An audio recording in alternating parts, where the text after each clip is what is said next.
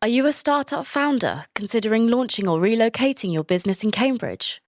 What if Cambridge, one of Europe's leading deep tech hubs, was easier to access than ever?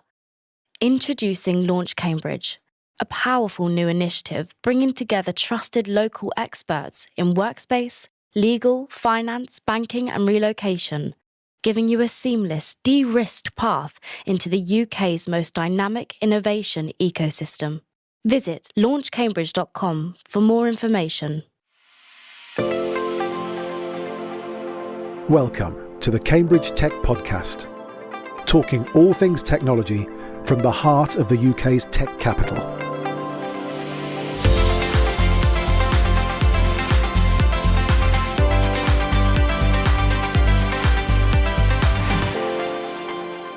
Here are your hosts, Faye Holland and James Parton. Welcome to Cambridge Tech Podcast. Faye is taking a well-deserved break this week, so it's just me for this week's news. After last week's excitement of Cambridge Wide Open Day in the Polestar, we're back to the regular audio-only format. However, we've been teasing the upcoming 200th episode and some changes in how we deliver the podcast, but I won't reveal anything at this stage just yet, but you will be seeing more of us in the future. Also, as part of the refresh, we have reworked the podcast website, so be sure to check that out. Remember, you can get involved by leaving us a voice message via the Call the Show link on the website. Please do leave us a message, update us on your news, any events you'd like us to promote, or leave us feedback, or perhaps recommend a future guest. On to this week's news. First of all, congratulations to the team at Heartfelt Technologies. We spoke to them back actually in episode 62. Their AI-powered medical device, which is designed to revolutionize how heart failure is managed in the home, has received breakthrough device designation from the US Food and Drug Administration.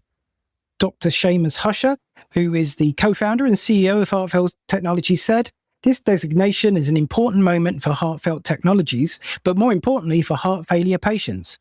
Many people living with heart failure or are already managing multiple medications, appointments, symptoms, and day-to-day challenges of their conditions. Asking them to take yet another task every day is not always realistic. From the beginning, our goal was to create technology that quietly supports patients rather than placing additional demands on them. We believe passive monitoring has the potential to help more people stay well at home and avoid the disruption and distress of hospitalization." As I say, jump back to episode 62 to learn more about their product. Cambridge-based Syndicate Room, an FCA-regulated fund manager, has launched its first university-partnered enterprise investment scheme fund. Developed in partnership with the University of Nottingham, the new fund marks a major strategic milestone for Syndicate Room as it deploys its market-leading investment infrastructure to capture value from one of the UK's most potent research and spin-out ecosystems. By blending Syndicate Room's expertise as a streamlined fund manager with the University of Nottingham's world-class innovation pipeline, the fund creates a unique, high-growth vehicle for investors. The initiative was officially unveiled at the university's recent spin-out summer celebration. Tom Britton, co-founder of Syndicate Room, commented, "The University of Nottingham has a phenomenal track record of translating world-class research into commercial, viable, high-impact companies. For Syndicate Room, this partnership represents the natural evolution of our data-driven investment philosophy, and this EIS fund creates a highly curated yet structured, robust route for our investor network to back deep tech, life sciences, and sustainable pioneers at the absolute ground floor, where the potential for microeconomic impact and investor return is its highest." Luminance, a Cambridge-based centric pioneer in legal-grade AI for enterprise contracting, has launched Luna, its proprietary vertical AI model series, purpose-built for contract work. Luna will underpin Luminance's contract intelligence capabilities and power agentic workflows across a business, with Luna Crescent launching as its first model in the family. Unlike general-purpose models, Luna Crescent has been trained specifically for the structure, language, and commercial reality of legal contracts. Built within Luminance's own AI stack and fine-tuned on a high-quality subset of its proprietary legal dataset, which has been drawn from over 220 million verified legal documents, it interprets legal language with greater precision.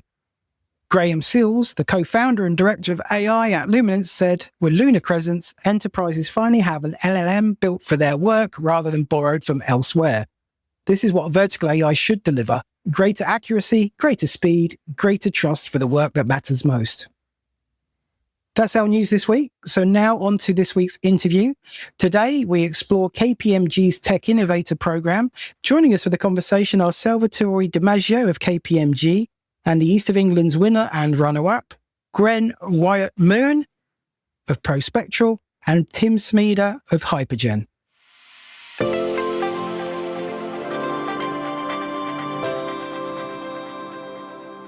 Welcome, everyone, to Cambridge Tech Podcast. Why don't we just go around the room and if you can quickly introduce yourselves. So, Salvo, why don't we start with you? Salvatore DiMaggio. I'm one of the BDM for KPMG, responsible for the Cambridge market. Nice to meet you all. And Gwen.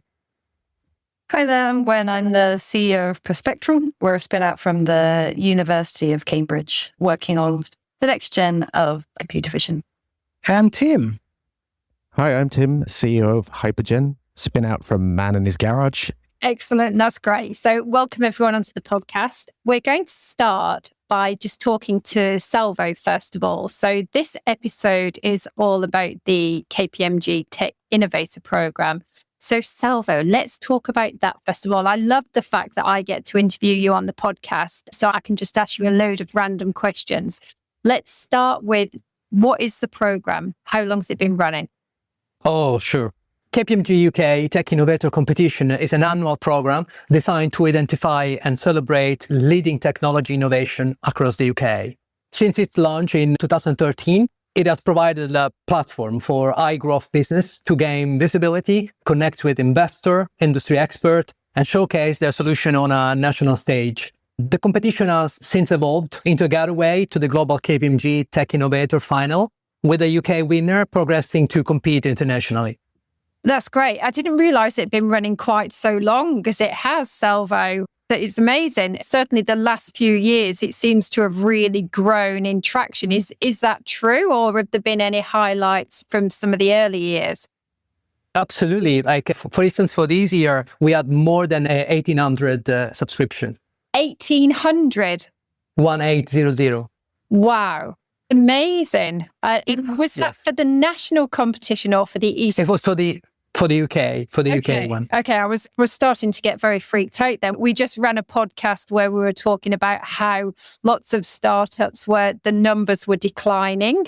So I was wondering where you were getting them all from the East of England there. In the East of England, it's about 40. Okay. Yeah, okay. That sounds about right. So what are your goals from doing this? So obviously it's a great program to showcase the startups, but what do the people who participate get from participating?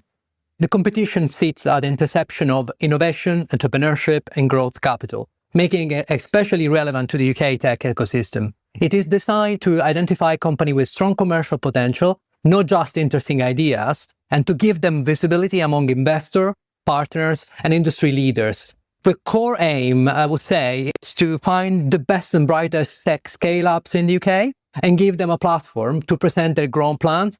And it also aims to champion the future of tech by connecting founders with exposure, feedback, and opportunity through regional heats and the UK final and the global stage.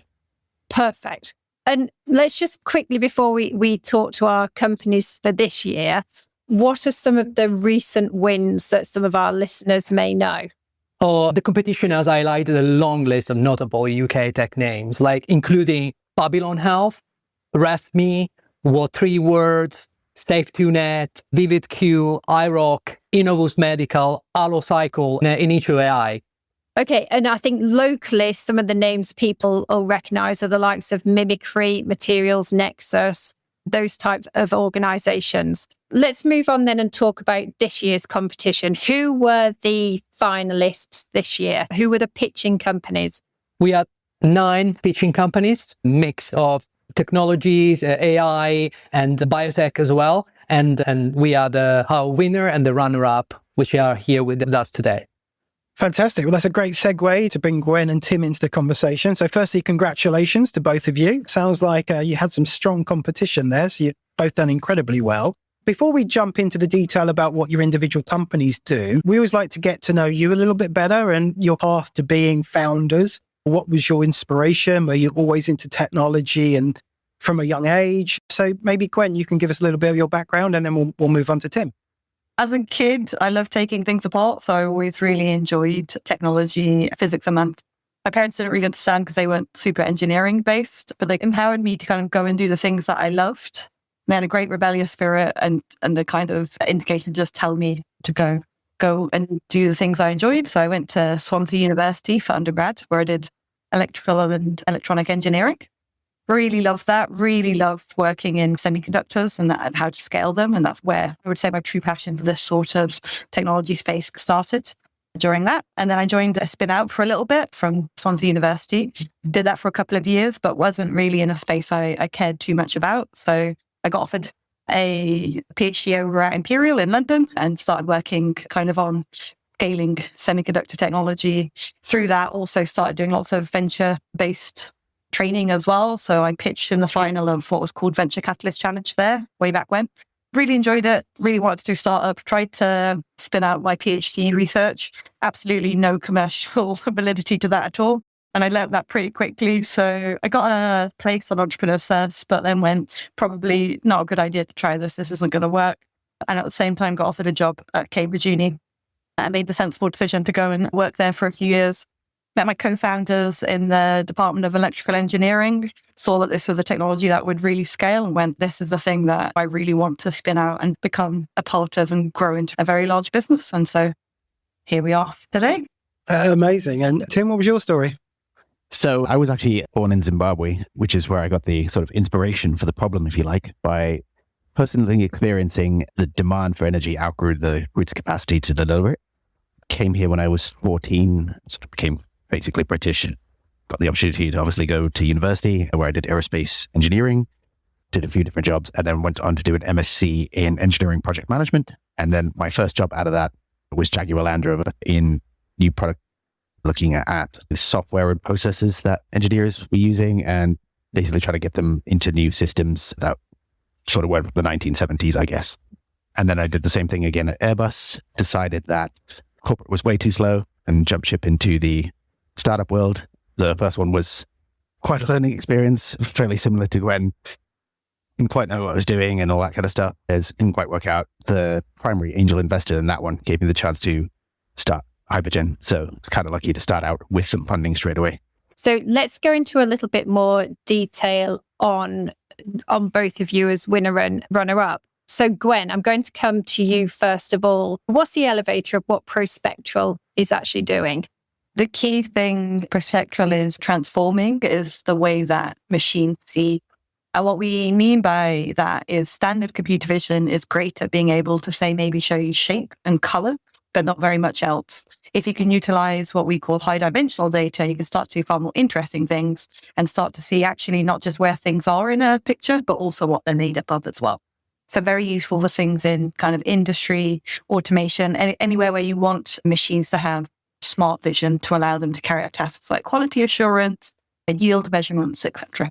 So let's dig a little bit deeper on that. What kind of use cases can you share with us?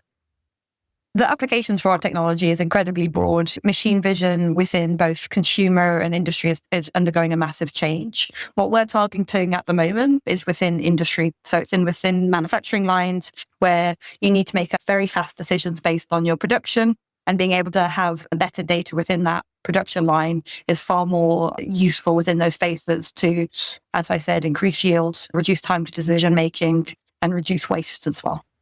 And is what you're doing because no one else is doing it and it's something that's unique? Or do you feel you've got like first to market here?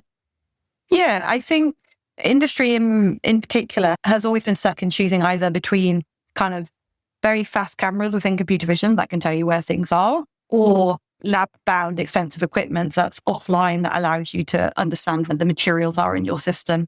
And the gap for us is that no one can utilize this technology in the true computer vision framework to allow for materials inference at the speed of standard computer vision. And that ability to bring this spectral analysis or materials inference into inline processes is incredibly unique and not something we have seen anybody else do so far. Just for my kind of understanding, are you working on both like the hardware side or the optics side as well as the software as well? Yeah, that's correct. We like to call ourselves hardware-enabled intelligence. Basically, you need our hardware to understand the data that's coming off it and then be able to utilize it within kind of computer vision and within a software stack to give you that materials inference. You talked about in your introduction how you're a Cambridge University spin out. Tell us how that link worked, what engagement you still have with the university. Yeah, well, I mean, at this moment, as I give this podcast, I'm sat in Idea Space, which is above the Hauser Forum, which is part of Cambridge Enterprise. So we're very much embedded still within the university. You're very lucky if you're coming from a university like Cambridge. The ecosystem is incredibly rich. You get a lot of incredibly good networking. And I shouldn't just say that within the university, but within Cambridge in general, it's a very, very healthy environment for kind of scaling and a lot of engagement between all of the businesses that sit in the Cambridge ecosystem and then the university itself. So we're very entrenched in that, and it's a very privileged space to be in to build a startup. The other thing I would like to know is just where are you in terms of development now? So obviously I know you from Legacy 21 to Watch from a couple of years ago. How are you with funding and growing the team at the moment? We would have met way back in the 21 to Watch. We've increased our team size. We've moved massively in terms of technological development. So from early stage ideation and team, or actually a proof of concept and system that's at a kind of TRL 6, depending on how you want to gauge that. So really move forwards. We've also taken on like paid for pilots with very big players, companies like Rio Tinto from the mining ecosystem, obviously second biggest mining company in the world, and also with the Singaporean government. So real tangible development with end customers. So lots of movement since we last spoke. Amazing. Tim, moving on to Hypergen, you gave us a hint that you'd seen this problem firsthand. We're not the first in this market. There's a thing called a microgas turbine generator. There's several, not many, but several companies around the world that make them already. They're sort of basically meant to compete directly with diesel generators, hence where the idea comes from. And broadly, there's two premises about them that make them more suitable in certain scenarios. The first is that jet engines are easier to multi-fuel. So if you want to get away from a sort of long form supply chain like diesel and use second generation sustainable fuels made from organic waste on site, that is the ideal solution for them. So things like ammonia, methanol, biogas, anything like that. And the second premise is that they have very few moving parts. They're quite mechanically simple devices, so the maintenance is very low as well. The main downsides to them, though, is that precision engineering is quite expensive, so they are slightly more expensive than the piston generators they're meant to replace, and they're also less efficient. So there's a sort of quite a challenge there that if you can't find cheap enough fuel, the system will never pay back effectively. So you'd have to want it for a very niche reason. What we've done is technologically found a way to enhance the efficiency, which comes from much larger gas turbines. Basically, what you have to kind of do is, in engine terms, increase the compression ratio. But when you increase the compression ratio, you increase the temperature that the engine operates at. And there's a material limit the turbines can withstand.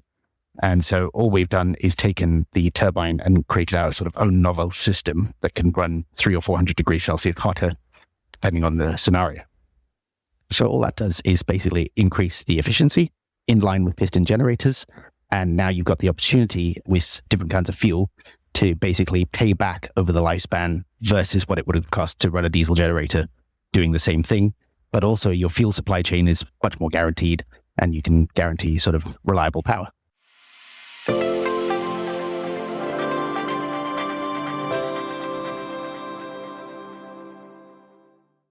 Technology moves fast, and now so can you.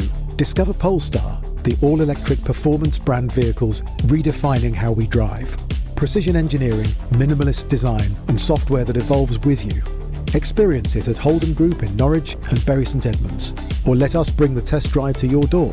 Proud sponsors of the Cambridge Tech Podcast. Polestar, electric performance redefined. Discover at holdengroup.co.uk/Polestar.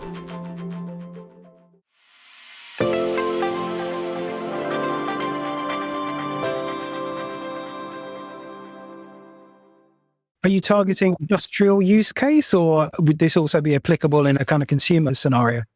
It's primarily industrial, mainly because of the higher capital cost. Yeah, our initial concept for this was, again, based on my experience. So it would have been more like remote microgrid or poor transmission scenarios. But since our first public pilot, we've got a number of surprising use cases that have come up, like basically centered around heavy goods vehicles charging, because the cost of putting in substations that have the capacity and the time to do that is seemingly quite challenging. And once you've installed the substation, it's fixed in place. You can't move it around. Basically surprising demand for logistics support from ports, and I assume will one day be large banks of lorries charging overnight. And in terms of the product maturity, are you in market selling right now? Are these kind of pilot programs? Where are you on that spectrum? We haven't gotten to market yet, but we're hoping to have our first pilot trial live by the end of this year from the demonstration that we just did. Early TRL6, almost exactly the same as Gwen. And I guess a question, more of a commercial question. It sounds like you're going to be working with infrastructure owners, looking at replacing existing infrastructure. How do they typically engage with startups? Are they quite risk averse? Are they open to working with startup businesses? What's your experience been on that kind of business development side of the conversation? As I say, honestly, so far, it's people coming to us with the request. I had quite different ideas about where we'd be going, but they're coming to us and saying, this is the problem we're having, and we think what you're doing solves it. That's been probably about the best 2 months of the whole company so far. We were going to move on to like why you would enter competitions like this, but without maybe asking that question too early. What do you put that down to? Has the company received a lot of publicity, or are people just inquisitive and they're just searching for this kind of technology? I guess as a founder, before you start your startup, you go and read all the reasons that startups fail. And probably the number one cause is that you make something that nobody wants. And you got the sort of panic if what you're doing takes a long time to develop, that nobody's actually going to want it. But I feel like we've been quite lucky in our case that just simply by showing what we have, the technology speaks for itself and people start getting interested. I suppose because luckily it sounds like a jet engine, and it's something that people can grasp onto, that it's doing something. The idea that you put fuel in and energy comes out is not hard for people to get. And 50% of the sell is just done by them seeing the video or seeing the product doing its thing. And a similar question that Gwen answered, what's the status of the company right now? Team size, funding situation? There are 7 of us in various forms, mainly engineering because of the complexity, and 1 business development, part-time CFO, a few different advisors, and sort of a fair amount of external support from different accelerators and stuff like that. Our status is that the first pilot that we've applied for is part funded by basically grant funding. If that's awarded, which we'll find out this Friday, we're already in the process of trying to raise for that so that we have the match funding in place to start that pilot. That would be £300,000 probably. Yeah. Good luck with that as well. So I think it's a great example with both of you. You're at a really exciting time of the company, and it's a great example of the different types of companies. And your point there, Tim, about being something that people actually need. We need a lot more startups to remember that as well. So James just suggested that we were going to come on and talk about the competition. So yes, I totally agree. It's really important that you do build the profile in the most efficient way as possible for your company at such an early stage. So what made you want to apply for this competition? And I always say this with a bit of a giggle, because usually you'll have people like me and Salvo and James saying, you should apply for this competition. Was it someone who encouraged you, or did you just see the opportunity out there? I did a little bit of engagement with KPMG because I'd been at the Super Cluster Climate Accelerator last year, which was held in KPMG. And then we'd had a little bit of interaction. And then I think I just got put on a mailing list, if I'm honest.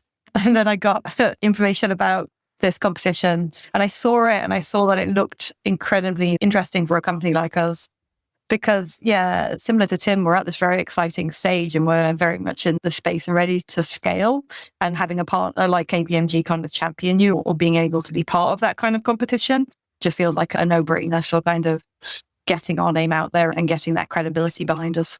Yeah, thanks, Gwen. And Tim, same question to you. So this is not actually our first year at this competition. We applied last year. Obviously didn't win, otherwise wouldn't be allowed back.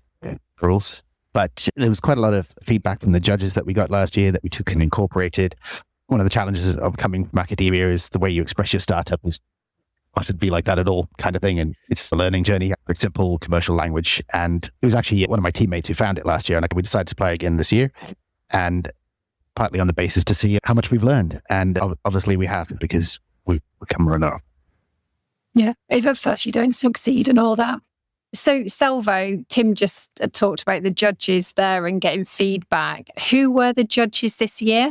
So we had it's a panel mix from ex-winner. There was the chairman of Excel, the winner last the previous year. We had Hemi Nicole from the Cambridge Angels. We had Anna Salim and Claire from Canaccord Asset Management and Foresight. We had Sam Graham from Capital.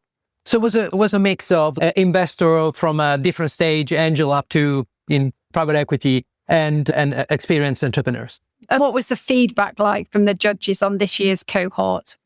From Prospectral, I think the judge highlighted very strongly how Gwen is such a confident CEO, yet with humility. She clearly articulated like a very complex technology in a manner that was like very understandable and defined opportunity and also the very early traction. For Hypergen, the judge highlighted such a calm and clear presentation, more to do also with regards the numbers, enable the judge to visualize solution and target market, and also for this early engagement with customer and the lot opportunity. And so for Tim and Gwen, was it calm and clear while you were pitching? How was the experience for you? Gwen, do you want to go first? Yeah, I had done a pitch the day before, which was very different, where I hadn't been able to use the slides, but I'd at least been, I suppose, I was in the mindset of pitching, so that had helped. Actually, Sharad, the KPMG who were running the show, I think they could see that everybody was nervous. And the key thing that they did is they took us, like when we were moving into the judges space and having conversation with us and keeping us nice and calm. And I think actually that made me feel like I am a fairly confident speaker. I am quite happy in those spaces. I enjoy pitching. But having people that just are there to go, it's fun, don't worry about it, was really helpful in calming the nerves and going into the room of judges. Unlike Gwen, I'm not a particularly confident speaker at all, actually. And so it's taken a lot of pitches, which in a lot of cases have sometimes almost felt quite hostile and people are looking for what you're doing wrong. But in this case, it was a really positive vibe and it felt like the sentiment that we actually really want startups to do well and we want your pitches to go well. And the room was calm. It didn't feel like, yes, they were there to judge, but not in a harsh way. And the questions were really well reasoned and thought through. And yeah, I guess in the end, felt like they'd understood the content. So that was really nice for me. Yeah, that's really positive feedback. That's good to hear. So the competition is a great example about how the ecosystem supports local founders, local companies. So I think both of you in the conversation have touched on your involvement with things like accelerators or connections with universities. As founders, how important is that support from an ecosystem and having organizations that are there to support you, give you advice, guidance? And how have you capitalized on that? And Tim, like you, I know we spoke about this prior to the interview. You're based in Cranfield, and we've been speaking a lot about the Oxford to Cambridge focus. So I think you're the first company we've had on the podcast that's been from Cranfield. So why don't we start with you, Tim, on that question? What kind of support have you had from the ecosystem? How do you see the ecosystem supporting you moving forward? I didn't actually start at Cranfield. When I say I started in my garage, that's what I was doing because it was 2020 and there was nowhere else for me to go. It's 2023. We applied to an incubation zone here that was a Barclays Eagle Lab. Unfortunately, the university's been through some financial difficulties and things with changes to regulations regarding international students and stuff like that. But even though that's shut down, we still retain a workshop here and a couple of the different accelerators and things like that we still use. So we've been awarded funding from the Cranfield Seed Fund, which is £25,000, and you get support from the Bettany Centre for Entrepreneurship here, of which there are kinds of expertise in startups that you can take advantage of. They have other connections to things like the Green Business Network, and you get tickets to things like they have a Venture Day every year. They just had one last week. You can go and network and look into latest trends and talks and stuff like that. As well as that, there's also the practical things. So we're on an accelerator called Earthscale, of which Cranfield is one of the participating universities. And from that, we've used what they call an innovation voucher, which is about £14,000 for us, where gas turbine academics at the university have done a validation project for us. We can show that basically our concept has legs. And that's really helpful that we didn't have to fund that ourselves. These things are quite expensive. Yeah, absolutely. And Gwen, your Cambridge experience? Yeah, obviously within the Cambridge ecosystem, there's quite a lot of accelerators. And I suppose it's making sure you're choosing the right one for you as a company and like trying to make sure, you're not doing an accelerator sake of an accelerator and more for the actual mentors, etc., and training that you get. My co-founder, Tom, did Impulse at the University of Cambridge. I think that was really great for him because it's very technically focused and gave us a really great start. This is pre us getting funding. So this is when we were both also academics. And then I did the Cambridge Accelerate, which is a bit from the Judd Business School, which is obviously open to anyone in the Cambridge ecosystem. And I mean that city rather than university. And that was really useful in terms of having a bit more of a business focus. So it was very good for me to take on that learning. The key thing, I think, as Tim said, if you're not from this kind of startup background or these ecosystems, is really learning actually how to build a business is super key. What is the term sheet? What is profit and loss? What are all of these financial terms? I honestly have or had no idea about when I was first starting the company. And pulling on all of the kind of people that give us that training has been incredibly useful because it's just accelerated my learning. It was either going to have to be like me learning by myself or other co-founders learning by themselves. But these accelerators just quite literally accelerated that learning.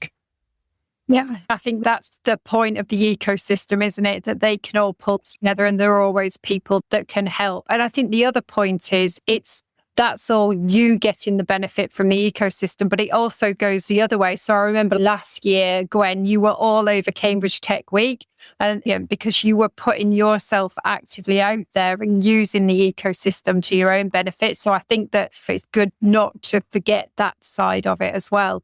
It's been great speaking with you both. And my last question to the two of you is going to be, have you got any specific milestones? Obviously, Tim, you've talked about one of yours. Are there any milestones or are you looking to hire anyone? Is there anything that you want to put out as a call to the people listening to the podcast? And Tim, do you want to go first?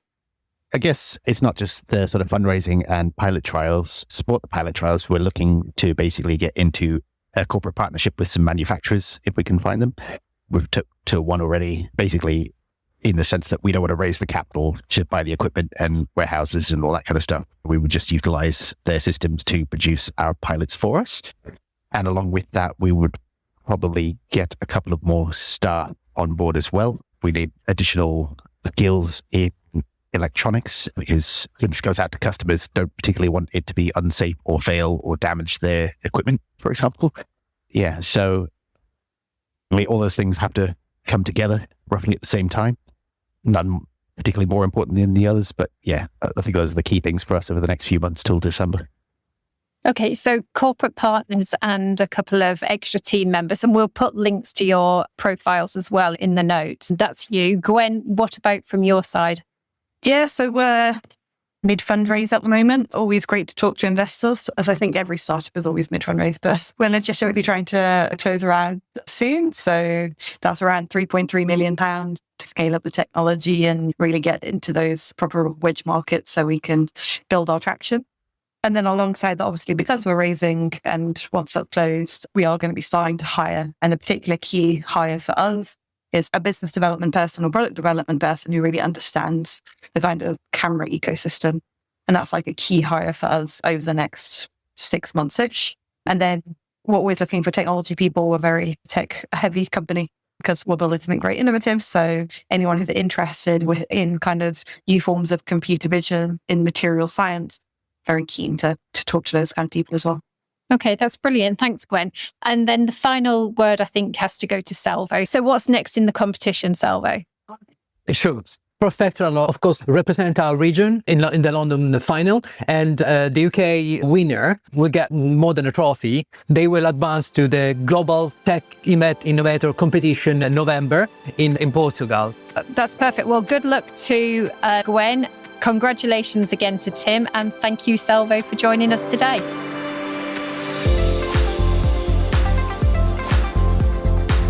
Today's show was produced by Joe Donaghy of Cambridge TV and supported by our media partner Business Weekly.